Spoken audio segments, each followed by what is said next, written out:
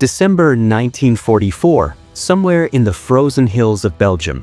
17-year-old Private Joseph Beyrle was running for his life through knee-deep snow, his breath coming in ragged gasps as German machine gun fire tore through the trees around him. And then his boot caught on something hidden beneath the white powder and he was falling, tumbling, rolling down a steep hillside completely out of control. He crashed through bushes, bounced off rocks, his rifle flying from his hands as the world spun into a blur of white and green in pain. 20 seconds of pure chaos, and when he finally slammed to a stop at the bottom of the hill, dazed and bleeding, he looked up to find himself staring at 3 very surprised German officers sitting around a table covered with maps. They were just as shocked as he was. For a moment, nobody moved. Then Beyrle did something that still doesn't make sense. He pulled out his sidearm, pointed it at the highest-ranking officer he could see, and in broken German told them they were his prisoners. The colonels, sitting in what they thought was a secure command post miles behind their own lines, just stared at this muddy, bleeding American kid who'd literally rolled down a hill into their headquarters, and one of them actually started laughing because the whole situation was so absurd. But here's the thing, Beyrle wasn't joking, and somehow, against every odd imaginable, those 3 German colonels stood up and put their hands in the air. Quick thing before we continue, hit subscribe if you want more incredible WW2 stories like this because we're building something special here, and you'll want to be part of it. What those German officers didn't know was that Joseph Beyrle had already survived more impossible situations in the past 6 months than most soldiers experience in an entire war, and this accidental tumble into enemy territory was about to become one of the strangest prisoner captures in military history. This is the story of how a teenager from Michigan fell down a hill and accidentally won the war's most ridiculous standoff. Joseph Beyrle wasn't supposed to be in Belgium at all. 6 months earlier, he'd parachuted into Normandy on D-Day as part of the 506th Parachute Infantry Regiment, the same unit that would later become famous from Band of Brothers, and his war had been chaotic from the very first second. He'd been captured by the Germans, escaped, been recaptured, escaped again, and had spent months moving between prisoner of war camps and French resistance cells like some kind of extremely unlucky pinball.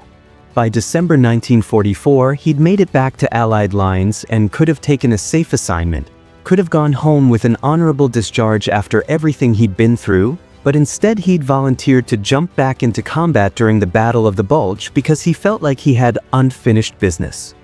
His commanding officer had called him either the bravest soldier in the regiment or the craziest, and honestly it was probably both. The mission that day was supposed to be simple reconnaissance. Beyrle and his squad were sent to scout German positions in the Ardennes forest, gather intelligence about enemy strength and movements, and report back without engaging the enemy if possible. Simple, quick, low risk. Except nothing in the Battle of the Bulge was simple, and within 2 hours of crossing into the woods, everything had gone completely wrong. A German patrol had spotted them, opened fire, and suddenly Beyrle's squad was scattered across the hillside, running in different directions, trying desperately to avoid capture or death. Machine gun fire ripped through the frozen trees, bullets snapping branches and kicking up sprays of snow, and Beyrle found himself separated from everyone else, alone in enemy territory with Germans closing in from 3 sides. He ran uphill because that seemed like the logical choice, trying to gain elevation and find a defensive position where he could make a stand if necessary. His lungs burned in the freezing air, his legs ached from pushing through the deep snow, and he could hear German voices getting closer behind him, shouting orders and coordinates as they tracked his footprints through the white powder. The hill got steeper, the snow got deeper, and just when Beyrle thought he might actually make it to the top and over to the other side, his boot snagged on a buried root or branch or something he never actually saw. His forward momentum became downward momentum in an instant, and gravity took over with brutal efficiency. The fall was violent and terrifying. Beyrle tumbled head over heels, completely unable to stop or control his descent, and the hill was much steeper on this side than he'd realized, almost a cliff in some places. He bounced off rocks, crashed through thorn bushes, lost his helmet and then his rifle, and the world became nothing but spinning snow and sky and pain. Later, he'd say it felt like being inside a washing machine filled with rocks, every impact jarring and painful, his body twisting in ways that shouldn't be possible. The hillside dropped about 80 feet over maybe 30 yards of distance, steep enough that once you started falling there was no stopping until you hit the bottom, and Beyrle hit the bottom hard. He slammed into flat ground with enough force to knock the wind out of his lungs and stars into his vision, and for a few seconds he just lay there in the snow, trying to remember how breathing worked and wondering if anything was broken. His ears were ringing, his head was spinning, and he had cuts on his face and hands from the thorns and branches. Then he heard voices, German voices, very close and very surprised, and his training kicked in before his brain fully caught up with what was happening. He rolled onto his side, pulled his M1911 pistol from its holster because somehow he'd managed to keep hold of that even while losing everything else, and looked up to assess the situation. 3 German officers sat frozen at a wooden table about 15 feet away, maps and documents spread in front of them, coffee cups steaming in the cold air. This was clearly a command post, probably set up in a small clearing or depression at the base of the hill where they'd thought they were safe from observation and attack. 2 of the officers wore the rank insignia of colonels. The third was a major, and all 3 were staring at Beyrle with expressions that mixed shock, confusion, and the beginning of amusement. One of them, the oldest with gray hair visible under his cap, actually had his mouth open like he'd been in the middle of saying something when an American soldier literally fell out of the sky into their meeting. Beyrle should have run.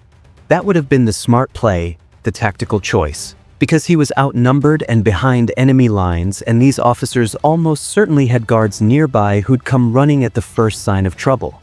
But Joseph Beyrle had spent 6 months being captured and escaping and recaptured and escaping again, and somewhere in that nightmare he'd developed a stubborn refusal to be taken prisoner one more time without a fight. So instead of running, bleeding and battered and probably concussed, he pointed his pistol at the gray-haired colonel and said in terrible German that they were now his prisoners and needed to come with him immediately. The silence that followed was surreal.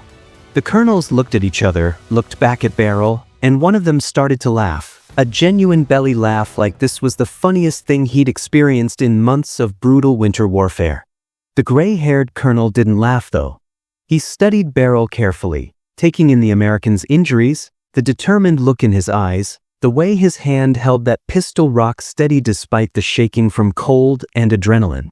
Maybe he recognized something in Beyrle's expression, some sign that this crazy kid would absolutely shoot if pushed. Maybe he was just tired of the war and saw an opportunity for honorable surrender. Or maybe, just maybe, he found the whole situation so absurd that he decided to play along and see what happened. The colonel stood up slowly, hands rising above his head, and said in perfect English that he and his staff would surrender to Beyrle if the young private could guarantee their safety and proper treatment as prisoners of war. The other 2 officers stopped laughing immediately, staring at their commander in disbelief, but when he nodded at them they stood as well, raising their hands in the universal gesture of surrender. Beyrle, still half convinced this was some kind of trick or hallucination from hitting his head during the fall, told them to move slowly and walk in front of him back up the hill toward Allied lines. That's when the real problem became obvious. The hill Beyrle had just fallen down was essentially unclimbable from this side, too steep and covered in loose snow and ice. The only way back to friendly territory was through German-held forest where patrols and sentries were actively searching for the American scouts. Beyrle had 3 high-ranking German officers as prisoners, but no rifle, no backup, no radio, and only a vague idea of which direction would take them to safety. The colonels could see him working through this problem, could see the moment when he realized he'd captured prisoners he had no practical way of delivering to Allied command. The gray-haired colonel made an offer. His command post had a vehicle hidden about 200 yards north, and if Beyrle allowed him to lead the way there, they could all drive together toward American lines under a white flag. It was such an obvious trap that Beyrle almost laughed, but the alternative was trying to march 3 enemy officers through miles of German-occupied forest on foot, which was basically suicide. So he agreed, keeping his pistol trained on the officers as they walked through the snowy woods toward where they claimed the vehicle was hidden, every step expecting German soldiers to appear and end this whole crazy situation with bullets. The vehicle was real, a small German staff car tucked under camouflage netting between two large pine trees. The colonel was also telling the truth about the white flag, producing a white cloth from the car and tying it to the antenna while explaining in English that he was a career officer who believed in proper military conduct even in surrender.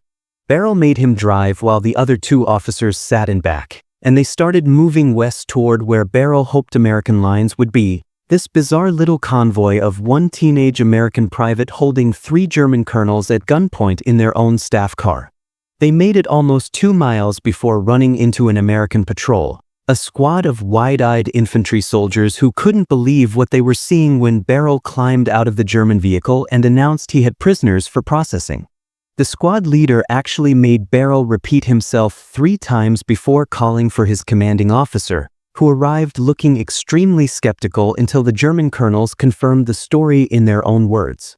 Within an hour, Beyrle and his impossible prisoners were at battalion headquarters, where intelligence officers swarmed over the maps and documents the colonels had been studying when Beyrle crashed their meeting. Those documents turned out to be incredibly valuable, detailed plans for German troop movements and defensive positions that gave American commanders crucial intelligence about enemy strength in that sector of the Ardennes. The colonels themselves, once properly interrogated, provided information that helped Allied forces anticipate and counter several planned German operations.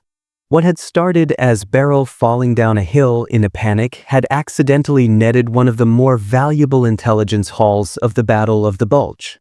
Joseph Beyrle received a field promotion and a Bronze Star for the capture, though he always insisted the whole thing was more luck than skill, gravity, and stupidity combining into something that looked like heroism after the fact. He'd gone on to survive the rest of the war through even more impossible adventures, including eventually fighting with Soviet forces on the Eastern Front, but that's another story entirely. The 3 German colonels spent the rest of the war in American POW camps, treated well according to Geneva Convention standards, and the gray-haired colonel apparently told the story of his capture to anyone who'd listen because he thought it was the funniest thing that happened to him in 5 years of combat. By the end of the Battle of the Bulge, hundreds of German officers had been captured in various ways, through ambushes and artillery barrages and coordinated assaults by entire Allied divisions. But only 3 were captured by a teenager who literally rolled into their headquarters by accident, armed with nothing but a pistol and apparently zero sense of self-preservation. Sometimes the craziest moments in war are the ones nobody could ever make up. Thanks for watching this story about the most accidental prisoner capture in World War II. Next week we're covering the American pilot who got shot down over the Pacific and ended up sinking a Japanese destroyer with nothing but his survival raft. Hit subscribe so you don't miss it, and we'll see you in the next one.